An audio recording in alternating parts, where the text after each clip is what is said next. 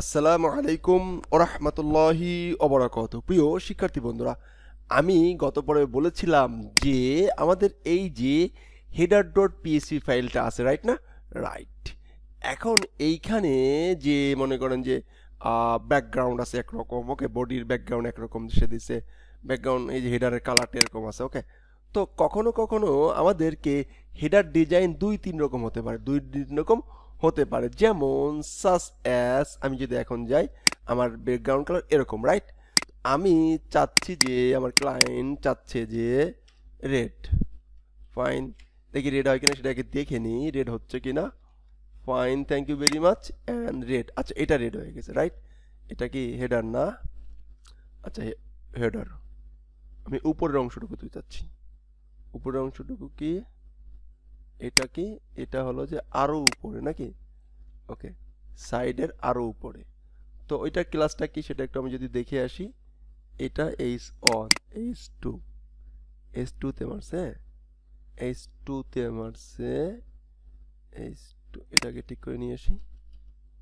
H two, H two nav, H two article footer section, article nav UL, এটার class কোনটা? আচ্ছা, মনে করি যে এটাই মনে করি যে হেডারের রেড। এটা আরেকটা ডিজাইন, রাইট? এখন এই ডিজাইন, আচ্ছা এইটাকে আরেকটা ফাইল আগে রাখি আসি। Header top, HADR, header hyphen TOP, top dot PHP, top dot PHP. Fine, এই হেডার টপ ডট পিএইচপি এইখানে এসে আমি যেটা দেখলাম, আমরা যেটা করতে চাই তা হলো যে এই যে হেডারের কালারটা রেড, কি রেড হবে। এইটা যখন সিলেক্ট করবে তখন সে এই হেডারটা যখন সিলেক্ট করবে তখন সেই হেডারটা কি হয়ে যাবে? রেড হয়ে যাবে। তো রেডটা কিভাবে করতে পারি? এইটার জন্য আমরা আসলে কোন হেডারটা সিলেক্ট করব, তার জন্য আমরা এইখান থেকে কাজ করব। যেমন মনে করেন যে আমাদের এই হেডারটা পাওয়া যেতে হবে, তাই না? তাহলে আমাদেরকে যেটা করতে হবে তা হলো যে ইন্ডেক্সে যেতে হবে, এইখানে আসতে হবে, এসে জাস্ট টিওপি টপ, এই মানে স্ট্রিং চিহ্ন দিয়ে জাস্ট টিওপি টপ লিখে দেব। টপ লিখে দিলে এখন দেখেন এখন কিন্তু চেঞ্জ হয়ে গেছে, টপটা শো করছে না, টপটা শো করতেছে, এই হেডারটা শো করতেছে, হেডার হাইপেন টপ এটা শো করতে।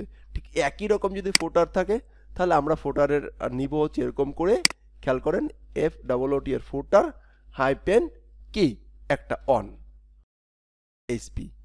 অ্যান্ড আমরা যেটা করব তা হলো যে এইখানে এসে শুধুমাত্র ONE অন লিখে দেবো, ONE অন মানে হাইপেনের পরে যেটা থাকবে সেইটা লিখে দেব। তাহলে এটা কাজ করবে? এখন কাজ করবে না, কারণ ফোটারটা পাই নাই, ফোটার নাই। যাই হোক, ওকে, এই ফোটার পাইনি, ফোটার দিকে ছিলও না। তো যাই হোক, এই ছিল মোটামুটি আমরা হলো যে হেডার নিয়ে কথাবার্তা, হেডারের কাস্টম।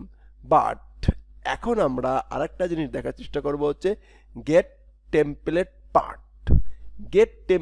পার্ট। এটা খুবই গুরুত্বপূর্ণ একটা জিনিস। আমরা আমাদের কাজের প্রয়োজনে আমাদের এই যে টেমপ্লেটস যেটা আছে না, এই টেমপ্লেট বা টেমপ্লেট পার্ট নামে একটা ফোল্ডার থাকবে। সেই ফোল্ডারের ভিতরে আমরা এইখানে টেমপ্লেট পার্টস নামে একটা ফোল্ডার থাকবে, বা ফোল্ডার রাখতে হয়, মানে টেমপ্লেটের পার্ট জন্য, বা এটা যে কোনো নামে থাকতে পারে বা যে কোনো ফাইল হতে পারে, বা টেমপ্লেট পার্ট নামে একটা ফোল্ডার থাকে। আর টেমপ্লেটের ভিতরে না, একদম ফুল মেইন রুটে TEMPLA, template hyphen PART, part.